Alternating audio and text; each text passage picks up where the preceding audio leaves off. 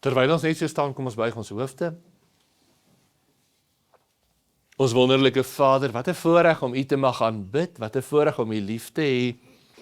Vader Jahwe, wanneer ons U wondergenade sien, wanneer ons U liefde en U goedheid deur al die eeue, wanneer ons dit waarneem, dan kan ons nie anders nie as om in kleinheid voor U te buig en te sê, dankie, dankie Jahwe, vir U goedheid, vir U genade, vir U redding, vir die hoop, vir die verwagting, vir die ewigheid waar daardie verwagting wat ons dra om ewig by U te wees, en daarom ook, Vader Jahwe, ook vanmôre wanneer ons U woord hanteer, wees U die een wat by elkeen van ons stil word, en ons leer, ons onderrig, en deur die Heilige Gees U woord bevestig, word U dan daarin verheerlik. In Yeshua se naam bid ons dit.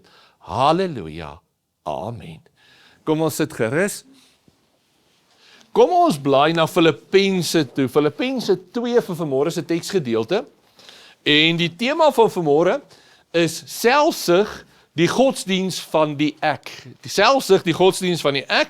En ons lees saam in Filippense 2. En ons gaan nou sien, Filippense 2 is hierdie kontras.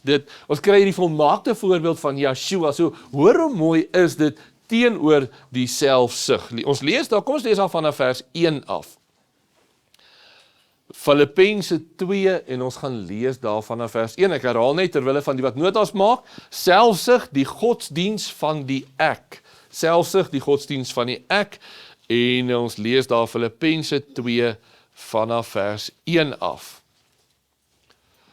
As daar dan enige troos in Yeshua is, as daar enige vertroosting van die liefde is, as daar enige gemeenskap van die Gees, as daar enige innige tederheid en ontferming is, maak dan my blydskap volkome, deur eensgesind te wees, en dieselfde liefde te hê, een van siel, en een van sin. Nou, voor ons verder lees, kan ons duidelik sien, hierdie staan in verband met die liefdesgebod.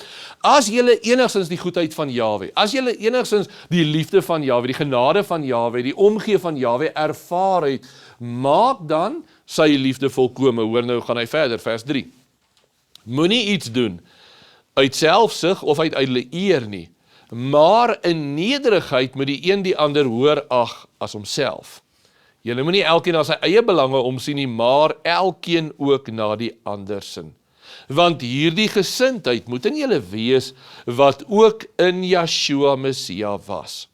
Hy wat in die gestalte van God was, het dit geen roof geag om aan God gelyk te wees nie, maar het homself ontledig deur die gestalte van 'n diensknegt aan te neem en aan die mense gelyk geword.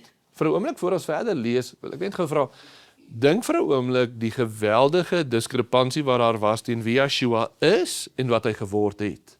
Hy wat heerlikheid, heiligheid is, kom word stof, verganklikheid, kom word nietigheid, onderworpe aan al die sondelike begeertes as wat ek en jy het, maar sonder sonde. Maar dis 'n geweldige skuif dat hy dit alles prysgee vir wat hy word, vers 8.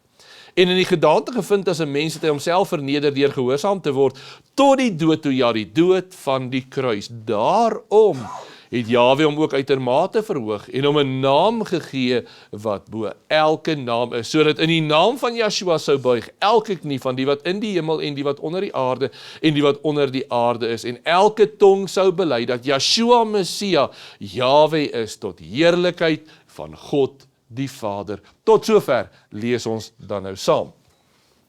Waaroor ons vanmôre so 'n bietjie gesels, is die geneigtheid vir onsself, want ons leef in 'n wêreld waar die grootste afgode nie meer van hout en klip gemaak is nie. Die grootste afgode vandag, in die ou tyd kry ons die afgode, daar's 'n fisiese beeld, hulle gaan so intoe, hulle gaan aanbid dit. Dis nie meer sulke afgode nie. Die grootste afgod vandag, die grootste uitdaging vir ons vandag, is die eie ek. Is die ek wat binne in my is, vir wie ek elke dag in die spieël kyk. Want hy is die een wat in direkte konflik met Jahwe staan. Die moderne mens se evangelie is, ek volg my eie hart, ek kan doen wat ek wil, ek doen wat my gelukkig maak. En daai wegskuif van Jahwe, ek skuld niemand niks nie. Ek is my eie verantwoordelikheid en daarom ek kan vir myself leef. En dis 'n baie filosofie wat vandag al word dit nie uitdruklik gesê nie, die subteks is, en elke liewe advertensie wat vandag op die televisie of oralster gegee word, is gebaseer op daardie fokus. Jy vir jouself.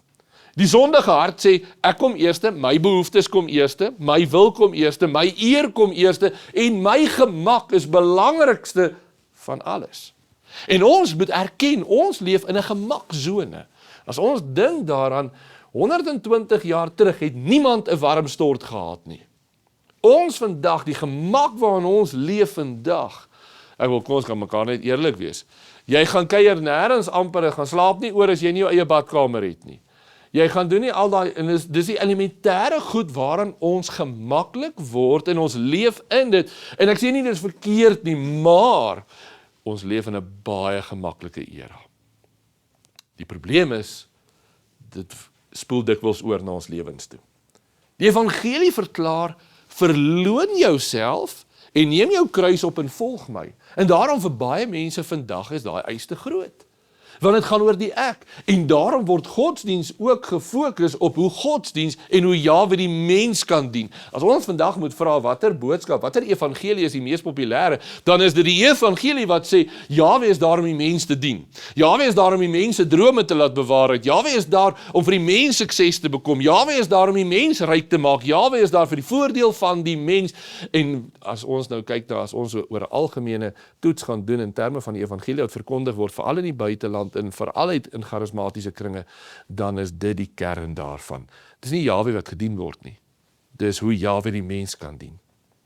Die grootste oorlog in gelowiges se lewens is dikwels nie teen die wêreld daar buite nie, maar teen my eie wil, teen my eie vlees, teen my eie ek, teen die ek binne in my. En daarom selfsug is die taal, hoor mooi, is die taal van die sondige natuur. As daar nou een taal is wat die sondige natuur praat, is dit selfsug. Nou wil ek gou vir julle vra, wie van julle is almal selfsugtig? Wie van julle het 'n bietjie selfsug in jou? Ons almal. Ons almal, soos ons hier sit, wie van julle hou daarvan om geprys te word? Wie van julle hou daarvan om erken te word? Wie van julle, en nie altyd is dit verkeerd nie, maar wanneer die fokus verkeerd raak, dit is so. Wie van julle hou meer daarvan om koffie in die bed te kry as om koffie in die bed te gaan gee? Vir jou vlees solied. Dis net hoe dit is. En dit help nie ons, nie, ons is so heilig, ons het niks daarvan nie, die wêreld daar buite is boos, ek het niks daarvan. Nee. Vir almal van ons is daai, dis lekkerder, dis gemaklik vir jou vlees om erken en gedien, en jy so belangrik, en jy so oulik, en jy so wonderlik, en die vlees begin te glo, en ek dink ek is geregtig op sekere dinge. Dit, jou vir jou vlees uit te nooi nie, dit gebeur van self. En daarom, die sondige natuur draai altyd om die self, die ek, my gemak. Wat kry ek? Selfs, en hoor mooi, selfs wanneer ek goed doen aan ander mense, is daar dikwels 'n subteks van, wat kry ek uit dit uit? Watter erkenning is daar vir my? Wie gaan dit raak sien vir my? Sonder dat ons, wees eerlik, dis wat in jou vlees is. Die ene wat ons nooit mag doen nie, is om te sê, ek het nie 'n vlees nie. Almal van ons wat hier sit, het 'n vlees. Almal van ons.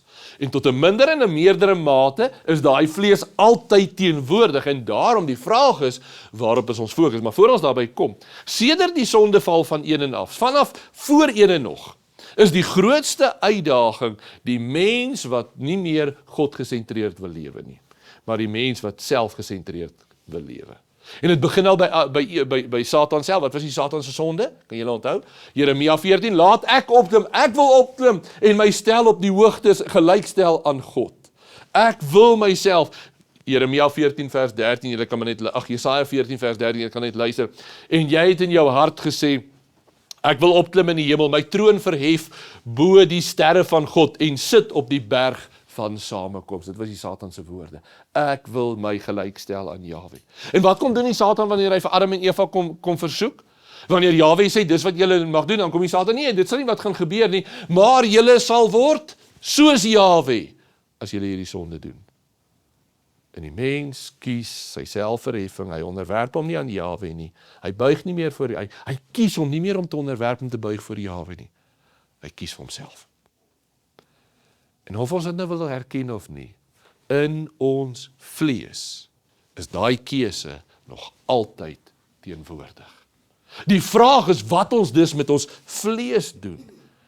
Want selfsug is daar die krag van die Satan, waar hy die fokus wegvat van Jahwe en op myself plaas, en daarom, wat is die tweede gebod, wat saam met die eerste gebod, jy moet Jahwe jou God lief hê, wat is die tweede gebod? En jou naaste soos jouself. Wat doen selfsug? Selfsug vernietig broederskap. Selfsug vernietig daai liefde, daai omgee, daai onvoorwaardelike vertroue wat ons in mekaar kan hê om te sê, maar ek weet, hierdie naaste het die beste vir my in hulle gedagtes. Selfsug maak nie ek twyfel, want dit gaan oor ek. Me, myself and I. En daarom 2 Timoteus 3, kom ons bly saam soontoe. 2 Timoteus 3, so 'n bietjie agter toe, net na Tessalonisense 2 Timoteus 3. Hoor wat sê hy daar in vers 1 tot 4. Hoor hoe treffend is dit. 2 Timoteus 3 vers 1 tot 4. Maar weet dit, dat daar in die laaste dae swaar tye sal kom. Want die mense sal liefhebbers van hulle self wees. Geldgierig, grootpraters, trotsaards, lasteraars, ongehoorsaam aan hulle ouers, ondankbaar, onheilig, sonder natuurlike liefde, onverzoenlik, kwaadsprekers, bandeloos, wreed, sonder liefde vir die goeie, verraaiers, roekeloos. Hoekom verraai ek? Hoekom jok ek? Hoekom kom ek ander te na? Hoekom is dit vir almal kwaad? Want dit gaan oor die ek. Die ek is daai oorsprong, daarom sê hy identifiseer, Paulus het aan Timoteus so mooi, hulle sal liefhebbers van hulle self word. En dan gaan hy verder, 2 Timoteus 3 vers 5, mense wat in die gedaante van godsaligheid het, maar die krag daarvan verloon het. Want wat is die krag van die evangelie? Nie my wil nie, nie ek nie. Wat het ons gelees, Filippense 3, nou in ons teksgedeelte, wat het Yeshua kom doen? Hy het homself ontledig van al sy heerlikheid. Hy het kom mens word ter wille van ons. Al was hy die seun, al was hy die Jahwe self in die vlees, kom was hy die voete van sy disippels. Julle, dis die ondenkbare vir ons as mense. Hy, die koning van alle konings, kom word niks en kom was die voete. Dit is die evangelie van die koninkryk. En daarom kan hy hier kom en sê, hy het die beeld van godsaligheid. Maar het gaan oor erkenning en belangrikheid en hoogheid en die krag van die evangelie gaan verlore. Julle, as dit vir ons gaan oor wie die belangrikste en die oulikste en die meeste gedien moet word, dan mis ons die evangelie. As jy in 'n gemaksone, en hoor mooi, ons almal kan onsself daarin soms betrap. Waar jy so lekker sit, en al die ander mense moet jou bedien, en al die ander mense moet iets vir jou doen, is dit lekker, oom Dani, is dit lekker vir ons vlees? Solied. Is dit goed vir my gees? Nee. Want het is beter om te dien, gee as om te ontvang. Daar is iets daarvan, julle, wat ons regtig moet onthou. Daar is iets daarvan wat Yeshua vir ons die voorbeeld kon gee, van die koning van alle konings. Kom word diensbaar. Rigters beskryf hier die ingesteldheid van die mens so mooi, wanneer hy sê, elkeen het gedoen wat goed was in sy eie oë. Nie Jahwe se wil nie, wat in my oë goed is. En daarom dit was juist daai, ons leef in 'n kultuur waar opofferings gesien word as 'n swakheid. Opofferings en diensbaarheid word gesien as 'n swakheid. Wat word gesien as belangrik en suksesvol wanneer ander jou dien? En tog is dit so anders as die koninkryk. Die koninkryk gaan nie net oor my nie, dit gaan oor Jahwe se wil en hoe ek ander kan dien. En vanmôre wil ek spesiaal voor ek verder gaan met die boodskap, dat ons elkeen regtig kan vra in ons eie harte, maar hoe kan ek ander dien? Want dis die koninkryk. Hoe kan ek in my situasie, in my lewe, in my huis, in my werk, hoe kan ek ook ander dien? Want selfs se gaan net oor die eie ek. Julle kan onthou daai ryk dwaas?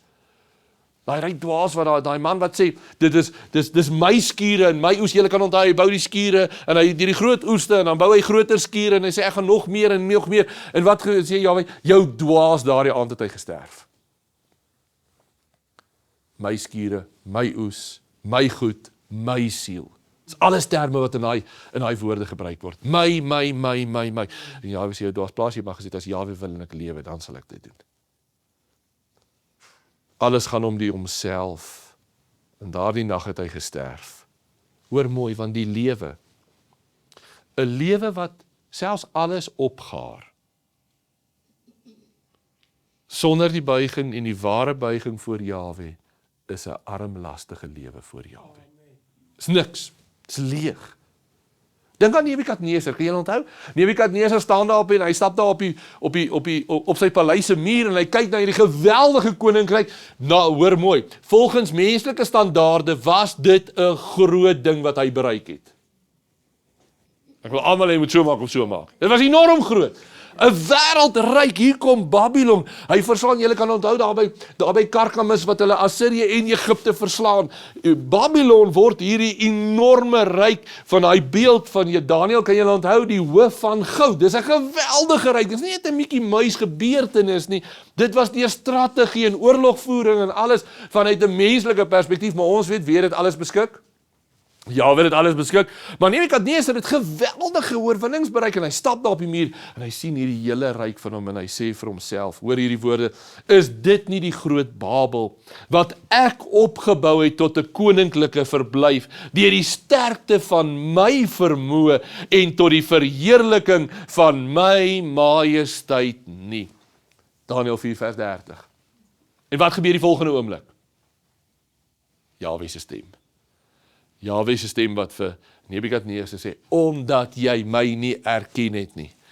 Kan julle onthou wat so met Nebukadneser gebeur het? Hy sou mal geword het om soos 'n dier in die veld te kruip. En dis wat gebeur het. Hy word geslaan met kranksinnigheid en hy word totaal kranksinnig vir 'n termyn. Jahwe sê, tot wanneer sal dit gebeur? Totdat jy erken dat ek is God. En hierdie magtige Nebukadneser, die van julle wat nog nie gelees het, gaan lees na Daniël 4 en verder, word kranksinnig vir 'n tydperk, totdat hy, en die woord sê, hy was in die veld, en hy daar tussen die veld rondgekruip, sê die woord, totdat hy opgekyk het, en hy het die sterre gesien, hy het die heelal gesien, en sê, Jahwe is waarlik die Almagtige. Weet wat is die wonder? Jahwe gaan haal hom daar uit sy kranksinnigheid uit, en hom herstel hom as koning oor Babylon. Dit is onbeskryflik. Hoor mooi. Ek en jy moet versigtig wees. Hoogmoed kom tot 'n val. Hoogmoed word altyd verneder. Hoogmoed word altyd vernietig. Moenie dink omdat jy daar op die paleis staan en jy is die magtigste van dit wat jy ken, dat jy dink jy is onaantastbaar nie. Nebukadneser het ook so gedink. En daarom, selfsug wil altyd hê, ek moet raak gesien word. Ek moet geprys word, ek moet erken word, ek is belangrik. En geliefdes, hier lê die belangrikheid. Hoor mooi, hoor baie mooi. Deel Jahwe sy eer met enige iemand of iets.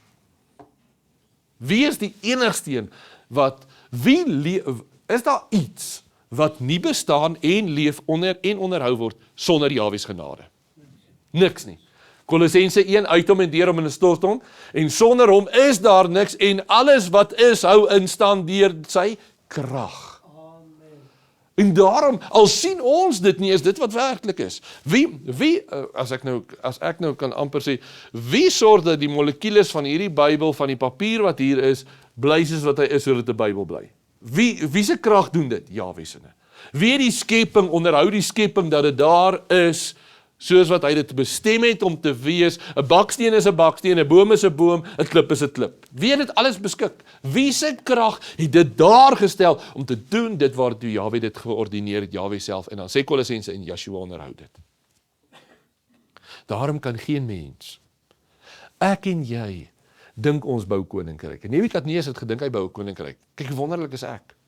Al wat hy gedoen het, hy die wil van Jahwe volbring. Dis al wat hy gedoen het.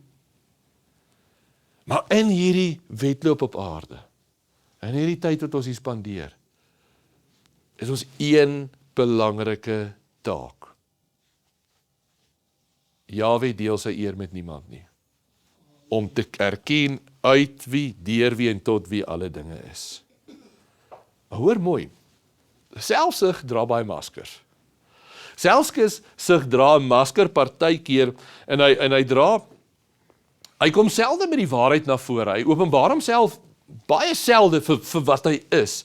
Hy kan selfs in godsdienstige klere kom.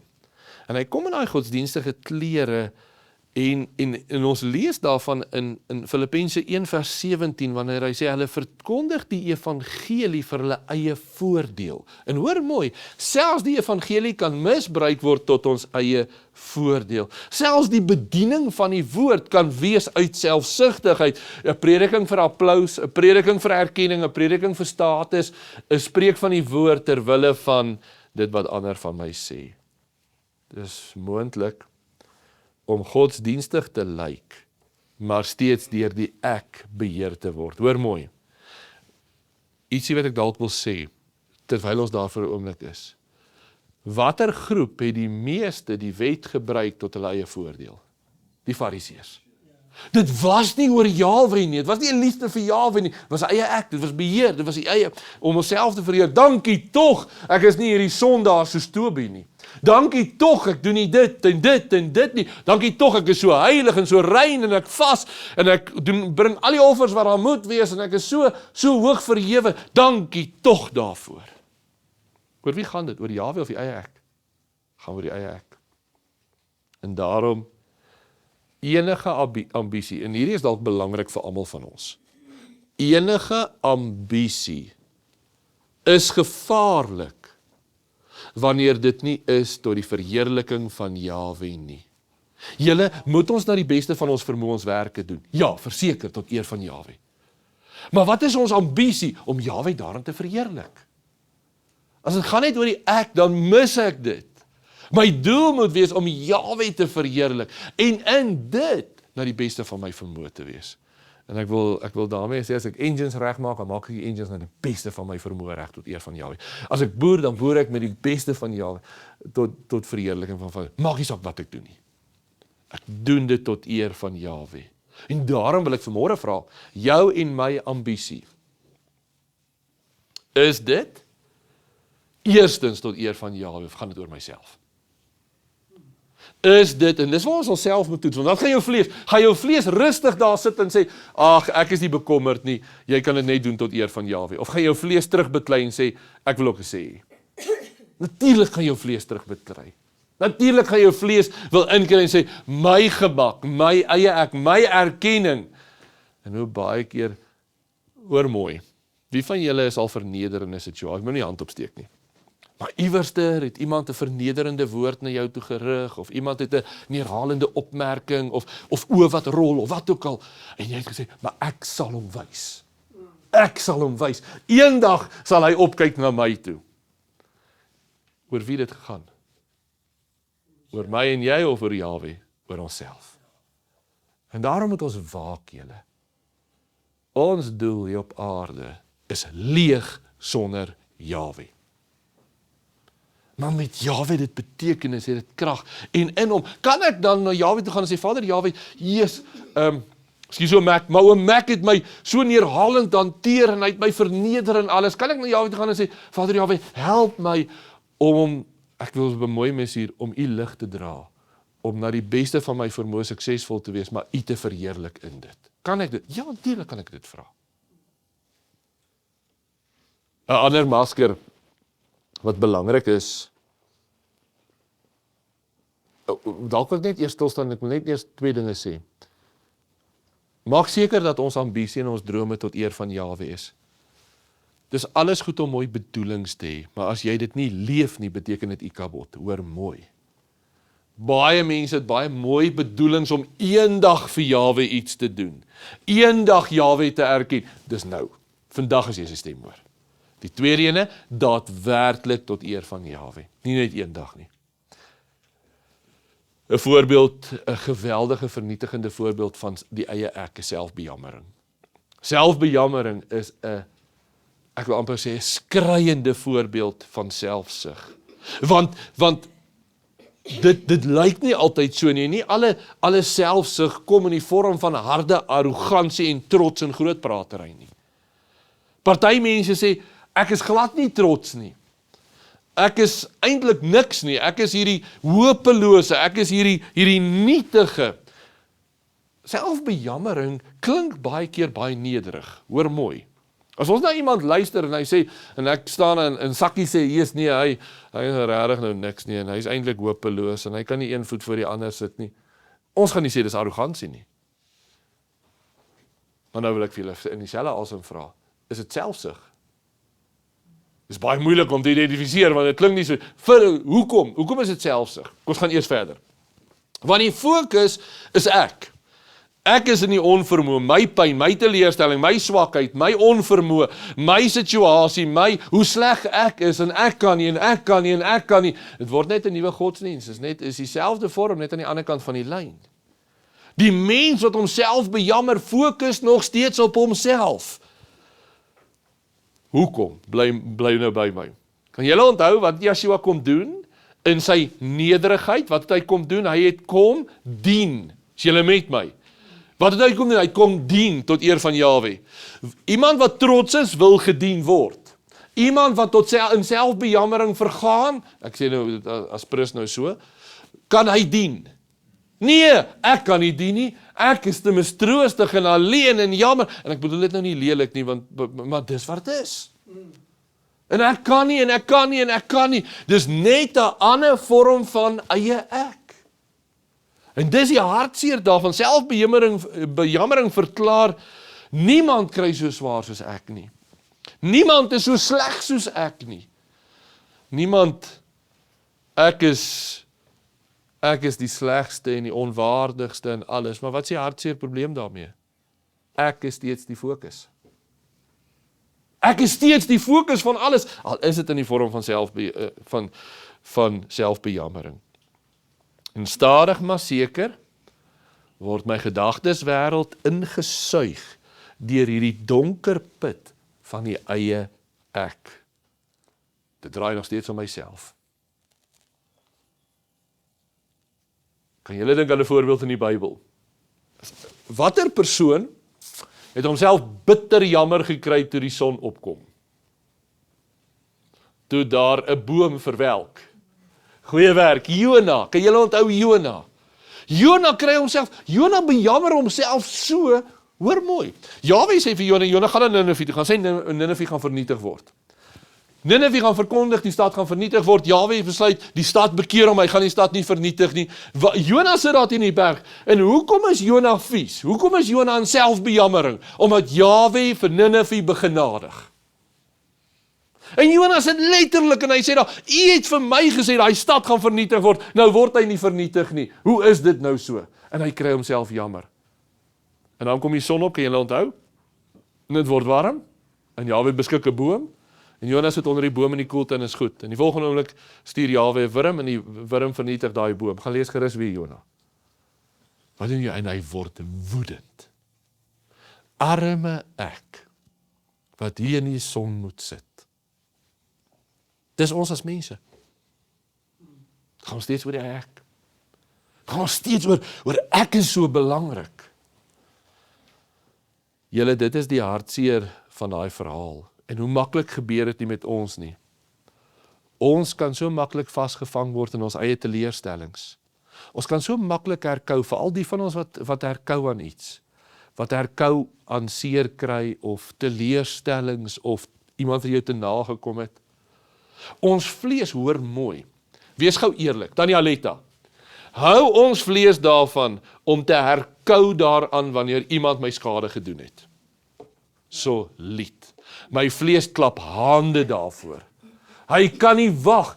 Dis daai, skus nou vir die Engels, daai warm fuzzy feeling waarin jy jouself gaan verlustig oor hoe benadeel jy is en hoe jammer dit is en hoe onregverdig dit is.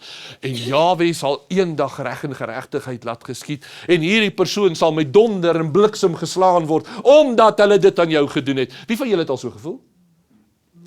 Al die eerlikes kan kopskud en sê ja.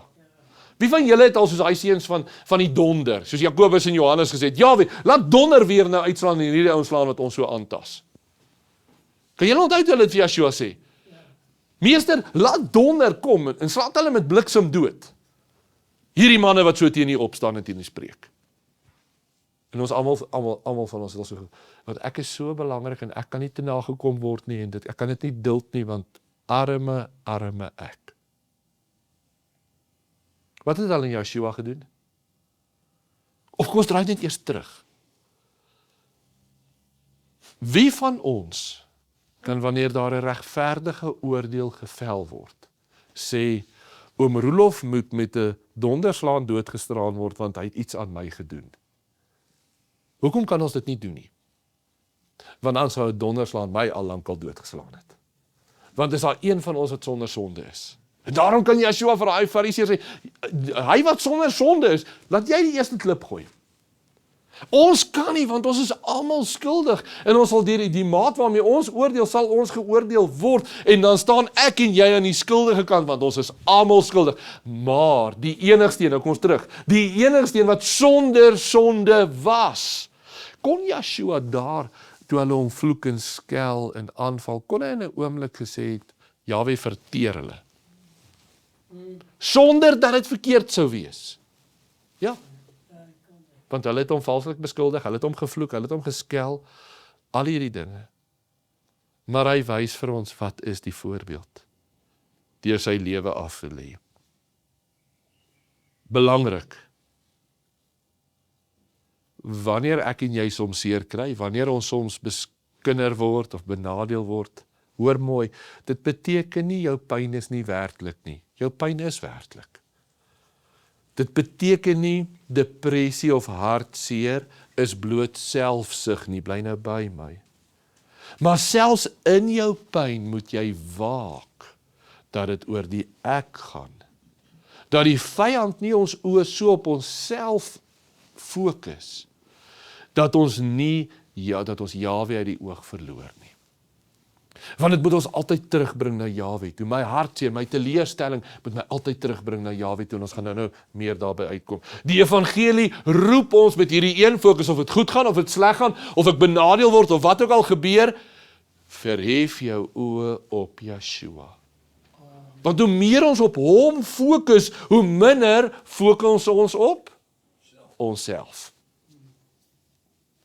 Julle, hoor mooi, dis hoekom ons hele roeping as gelowiges, dit wat ons glo, dit wat ons belydenis is, ek leef nie meer nie, maar Yeshua leef in my, Galasiërs 2 vers 20, ek kyk na hom, ek slaan my oë op na hom, ek fokus op hom, want as ek op myself fokus, is ek besig met selfsug, so vinnig. Dis wat ek is in hom. Selfsug, ek wil gou julle moet gou vinnig almal opkyk. Selfsug maak selfs goeie mense blind. Selfsug het die geneigtheid dat ek nie meer met 'n regte oordeel kan toets nie. Maar dit gaan net oor my. Geliefdes, dis menslik onmoontlik. Menslik onmoontlik om Jahwe te kies teen selfsug. Vir my vlees is dit onmoontlik. Dis slegs deur die genade van Jahwe wat in my kan werk. Deur wie ek opkyk na Jahwe en sê, Vader Jahwe, my hart en my fokus is op U. Selfsug laat mense met korttermyn wins ten koste van 'n ewige erfenis. En daarom die groot middel, en ek wil nou einde se kant toe staan. Die groot middel teen selfsug, want ons moet 'n antwoord hê. Wat is ons fokus? Wat is ons groot teenmiddel teen selfsug? Daar's nie 'n kortpad nie, daar's nie, ek wil amper sê 10-stap antwoord om selfsug weg te kry. Probeer harder, stry harder nie. Wat is die enigste antwoord? En ons het al so baie keer gesê, ons begin eers by die praktiese voorbeeld. Hoe kry ek duisternis uit die vertrek uit? Sit die lig aan. Wat's die enigste plek waar ek en jy selfsug kan oorwin in ons oë en ons harte te fokus op Yeshua? Dis ons werk. Die wêreld sê leef vir jouself, fokus op jouself. Wat is jou en my fokus? Op Yeshua. Wat is sy wil vir my? Hoe wil hy hê moet ek vir Sakkie hanteer? Hoe wil hy hê moet ek vir Jacques hanteer? Hoe wil hy hê moet ek optree teenoor my naaste? Dit is my fokus, want die eie ek gaan gedien en erken wil word. Hoe meer ons kyk na die voorbeeld van Yeshua en daar, Filippense 2 ons teksgedeelte, ons blaai saam terug so intoe, Filippense 2, dan lees ons dit saam, en dit is so kosbaar, Filippense 2 vers 3, maar Moenie iets doen uit selfsug of uit ydelle eer nie, maar in nederigheid moet die een die ander hoër ag as homself. Dis nie 'n keuse nie, dis 'n opdrag, vers 4. En julle moenie elkeen sy eie belange omsien nie, maar elkeen ook na 'n ander sin. Kom ons wees eerlik, wie van julle het al gedink, ek hou nie daai teks sal dit sou my pas as hy nie in die Bybel is nie. Want ek kies eerder my eie belange. Vers 5. Want hierdie gesindheid moet in julle wees wat in Yeshua Messia was.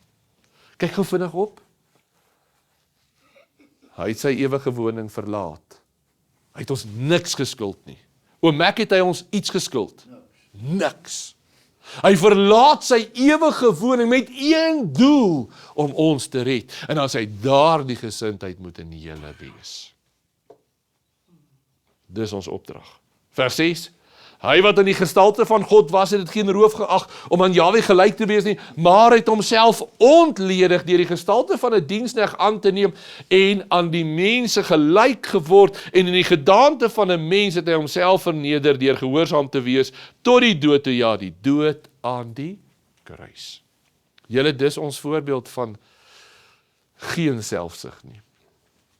Yeshua het alles prys gegee. Die koning word 'n diensknegt, die skepper kom was voete, die sondelose kom dra al ons skuld. Ons vloekpaal, ons vonnis, ons dood. By Golgotha sien ons ware liefde, ware nederigheid en ware selfopoffering. Die vraag is, kyk ons genoeg op na hom, sodat ons daarvolgens verander kan word. En hoe meer ek na hom kyk, want jy gaan dit nie op 'n ander manier kry nie, want iewers gaan die vlees weer inkom. Maar net wanneer ons meer na hom kyk, meer na hom kyk, meer na hom kyk, gaan ons die krag kry om dit self te doen. Vanuit 'n Bybelse perspektief help dit nie net vir ons vlees om harder te probeer nie. Ons moet ons fokus op Yeshua plaas. Ons moet hom oordink, ons moet hom leef. Selfsug sterf wanneer ons ophou om onsself die middelpunt van ons bestaan te maak en ons hart op Yeshua te fokus. En daarom, dis ons roeping. Ek wil ten laaste, voordat ek vir ons enkele teksverse lees, wil ek tog dit vra. Toets dit in jou eie lewe. Draai my lewe hoofsaaklik oor myself. Oor wat ek wil en hoe ek wil. Is ek maklik gekrenk wanneer ek nie my wil kry nie? Dien ek ander om my, selfs al kry ek soms seer? Gebruik ek mense of dien ek ander? Is my huis 'n plek van selfopoffering of selfverheerliking of gemak? Daarom ten slotte, onthou nou hierdie woorde. Die ongelukkigste mense op aarde is dikwels hulle wat die meeste met hulle self besig is. Die ongelukkigste mense dink ek bevorder myself, want ek is so behep met myself, maar hulle is gewoonlik die ongelukkigste van almal. Ons harte is gemaak om Jahwe lief te hê. Ons harte vind vervulling om Jahwe lief te hê. Om ander te dien en ander lief te hê. Julle, ons het iets gemaak om, wie van julle, van die afgelope week wat verwys, wie van julle het aan iemand iets goeds gedoen? Was dit lekker? Was dit vervullend? Julle, dis ontsaglik kosbaar. Daarom, en hoe meer Yeshua in ons groei, hoe meer word die eie ek kleiner. En daarom mag Jahwe ons elkeen tree vir tree verlos van die self, van die ek, van die gemak, om hom te dien. Ten laaste wil ek jy moet net so sit en net hierdie teks te luister. Verlustig jou net vir 'n oomblik in hierdie kosbare woorde. 1 Korinte 10 vers 31. Of julle dan eet, of julle drink, of enige iets doen, doen alles tot verheerliking en tot eer van Jahwe. Romeine 14 vers 7. Want niemand van ons leef vir onsself nie. En niemand van ons sterf vir onsself nie. Aan wie behoort ons? Of ek lewe, of ek sterwe, my lewe is verborge in Jahwe. 1 Korinte 6 vers 20. Want julle is duur gekoop. Verheerlik Jahwe dan in julle liggaam en in julle gees, wat aan Jahwe behoort. Dan in terme van ons diensbaarheid, Filippense 2 vers 4, julle moenie elkeen sy eie belang omsien nie, maar elkeen ook na andersin. Galasiërs 5 vers 13, maar dien mekaar deur die liefde. Markus 12 vers 31, jy moet jou naaste lief hê, soos jouself. 1 Korinte 10 vers 24, laat niemand sy eie voordeel soek nie, maar elkeen die van 'n ander. Hoor dit, moenie jou eie voordeel soek nie, soek 'n ander sin. Yeshua is daai volmaakte voorbeeld, Filippense 2 vers 8. Hy het homself verneder deur gehoorsaam te word tot die dood toe. Ja, die dood aan die kruis. Markus 10 vers 45, want die Seun van die mens het ook nie gekom om gedien te word nie, maar om te dien en sy lewe te gee as losprys vir baie. Moenie iets doen uit selfsug of uit ydelle eer nie, maar in nederigheid moet die een die ander hoër ag as homself. Julle, dis ons opdrag. Dis ons roeping. En dalk is dit nodig dat ons so opnuut net vir Jahwe vra, Vader, help my om my op U te fokus, help my om diensbaar te wees. Help my om voete te was, help my om so bietjie my eie gemak, so bietjie my eie wil eenkant toe te skuif, om U te verheerlik. Kom ons staan en bid ons saam.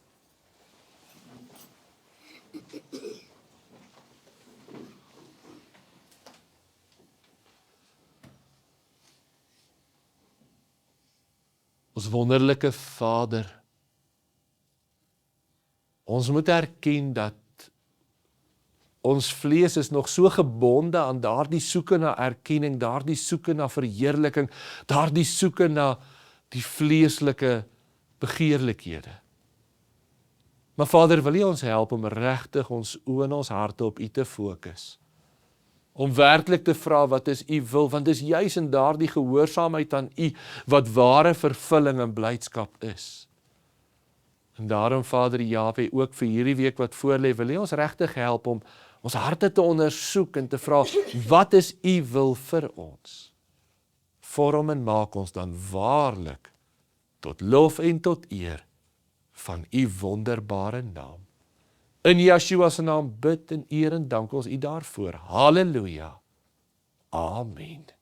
Terwyl ons so staan, kom ons hef ons hande op, so ontvang die seën van ons Vader. Jahwe sal ons seën en ons behoed. Jahwe sal sy aangesig oor ons laat skyn en ons genadig wees. Jahwe sal sy aangesig oor ons verhef en aan ons sy vrede gee. Amen.